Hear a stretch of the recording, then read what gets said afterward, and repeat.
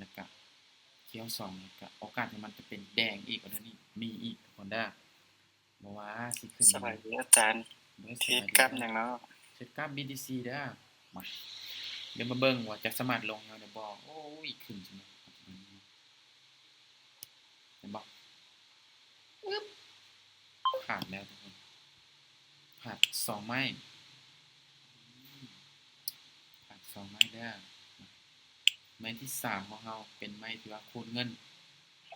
อาจารย์พอเริ่มมั่นใจจ้ะ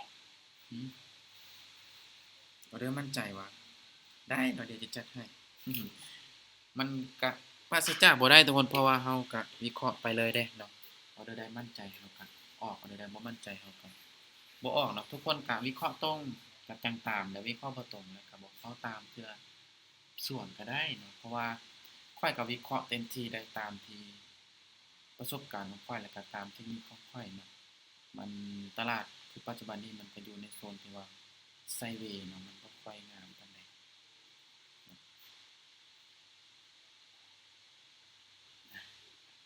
เดี๋ยวนี้มีไผกดซื้อกดขายบ่มีบ่มีคนกดซื้อกดขายอ๋อพลาดมา3ไม้เนาะโอเคทุกคนออเดอร์นี้ทุกคนเด้อถ้าว่ามันแดงเกินกินเขียวนี่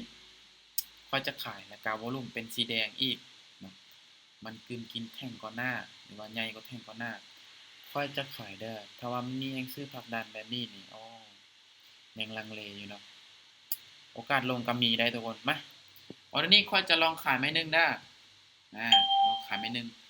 ตามแฮงขายทุกคนแม่นอยู่มันมีแฮงซื้อผลักดันราคาขึ้นไปเนาะแต่ว่ามันบ่ชนะ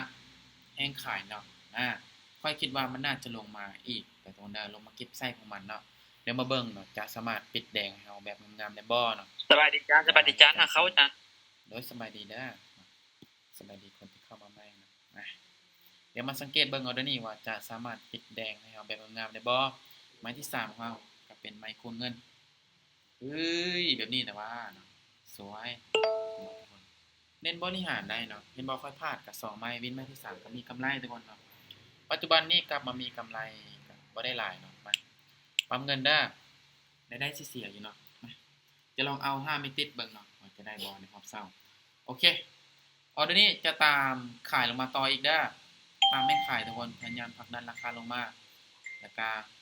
เมื่อกี้เนาะวอลลุ่มมันเป็นสีแดงเนาะใหญ่กว่าแท่งก่อนหน้าเนาะขายลงมาทุกคนมาเบิ่งเนาะออเดอร์นี้ว่าจะสามารถปิดแดงให้เฮาแบบงามๆบ่เนาะโอ้ขึ้นเป็นเนาะออเดอร์นี้ว่ามามันต้องลงมานะทุกคนมั่นใจอยู่นะในแท่งเทียนที่ว่ามีขายผลักดันราคาลงมาก็คือแท่งเทียนนี้เนาะมาเบิ่งเนาะว่าจะสามารถลงได้บ่เนาะโอ้ยนิ่งเลยอันนี้ให้ดิดขึ้นซั่นลงมาเกมปรับเงินแล้วทุกคนมันน่าจะลงบ่ได้แล้วได้สิเสียอยู่เด้อทุกคนเด้อพลาด2ไม้วินไม้ที่3พลาด2วินไม้ที่3ว่าจะเอา5ไม่ติดเนาะบ่ได้ซ้ำบ่ได้ซ้ำ5ไม่ติดมาบ่ได้บ่เป็นหยังเด้อทุกคนเด้อเนาะบริหารเอาเนาะบ่พลาดเกิน4ไม้ก็มีกำไรมันจะตามแม่งซื้อเด้อเดี๋ยวนี้เด้อตามแม่งซื้อเบิ่งแล้วก็ตามวอลลุ่มของเฮาทุกคนเด้อมันเป็นสีขาวทุกคนเนาะวอลลุ่มเป็นสีขาวแท่งมันเริ่มแบบน้อยๆน้อยๆทุกคนเริ่มแบบเป็นแท่งๆคันใดลงมานะหรือว่าแบบขึ้นไปเนาะแท่งเทียนวอลลุ่ม MACD สีขาวน้อยกว่าแท่งก่อนหน้าเนาะเป็นออเดอร์ที่ว่าเฮาวิเคราะห์เองเนาะให้เฮานี่ตามซื้อขึ้นไปแล้วบ่ว่าขึ้นไปตามเส้นน่ะสิดิดลงนี่นะตลาดนี่เนาะแฮงซื้อก็มีหลายได้ทุกคนขึ้นไปเพี้ยงลงซั่นพลาดทุกคนพลาด2สิบินพอไม้นี้นะทุกคนเด้อปัจจุบันนี้ขาดทุนไปที่22เหรียญแล้วอ่ามันดินสลับกัน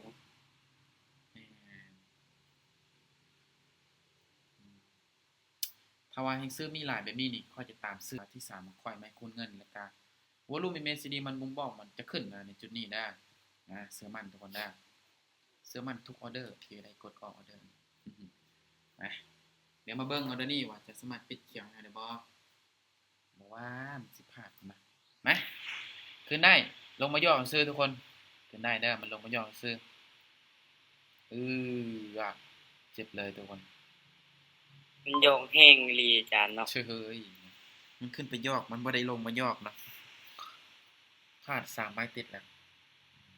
มาออเดอร์สุดท้ายแล้วทุกคนได้บวินแล้วก็จะได้หยุดมันสิโพดที่เมื่อวานกับบวินมื้อซืนกับบวินโอ้เข้าตลาดบ่ได้ละ3มื้อแล้วโอเคเดี๋ยวนี้ขายเด้อทุกคนเด้อขายเด้อนะมาขายทุกคนเด้อว่าจะขายเลยนะออเดอร์นี้เป็นออเดอร์ที่ว่าจะได้ไปต่อถ้าเสียกะแมนปิดมีตติ้งหยุดเลยทุกคนได้ออเดอร์นี้ทุกคนมั่นใจทุกคนตามวอลลุ่มที่ว่าจุดที่ว่าค่อยมั่นใจ 95% เลยได้ก็คือวอลลุ่มตัวที่2ออเดอร์ที่ว่าเฮาวิเคราะห์นี่ใหญ่กว่าแข่งกว่าหน้าให้เฮานี่ตามขายออกมาเด้อเพราะมันเป็นสีแดงได้เนาะสวยไปใส่มา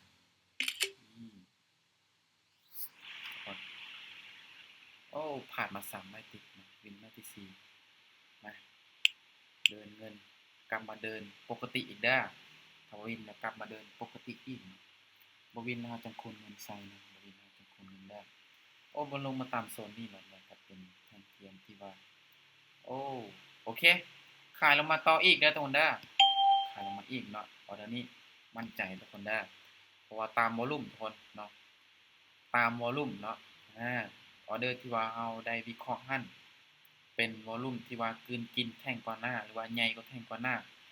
ให้เฮานี่ตามขายลงมาทุกคนออเดอร์ที่ว่ามันจะลงออเดอร์นี้90%จะลงนี่หลายนะทุกคนได้มาเบิ่งไปนำกันไป30เหรียญแล้วนี่สวยบินทุกคนปั๊มเงินได้ผมจะเอาจะข้ามไปติดนี่พอได้เปิดกล่องของขวัญค่อยอัดคลิปไปนำได้ทุกคนได้ก็จะลงช่อง YouTube นะ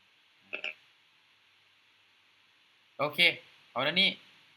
จะขายลงมาอีกได้อย่ามาเบิ่งนะว่าจะสามารถวิน5ไม่ติดได้บ่เนาะตามวอลลุ่มได้ทุกคนได้วอลลุ่มเป็นสีแดงเนาะใหญ่กว่าแท่งกว่าหน้าขายลงมานี่อีก1แท่งเทียนที่ว่ามันจะลงมาโซนแนวครับเส้นสีฟ้านี่ลายเลยทุกคนได้มาเบิ่งทุกคนว่าจะสามารถปิดแดงเอาแบบงามได้บ่เนาะแล้วก็บวกกับแห้งขายในโซนแท่งเทียนที่ว่าเฮาได้ออกออเดอร์หั่นมีหลายทุกคนได้การตลาดกำลังเป็นแนวโน้มเทรนด์ขาลงอีกเนาะตามเลยทุกคนได้ออเดอร์นี้20เหรียญอาจารย์โอ้ยใจเย็นได้ใจสั่นเนี่ยโอเคถ้าว่าทะลุโซนแนวครับเส้นสีฟ้านี่โอกาสวิน 10% เลยโอเคสวยวินงามๆอีก2ออเดอร์เด้อถ้าวิน5ไม่ติดแล้วก็หยุดเลยเนาะมันจะเปิดกองขวัญในบ่อเนาะ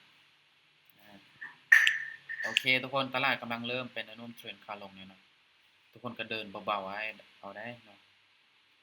โอเควอลลุ่มยังเป็นสีแดงเนาะเป็นออเดอร์ที่ว่าใหญ่กว่าแท่งกว่าหน้าอีกเด้อ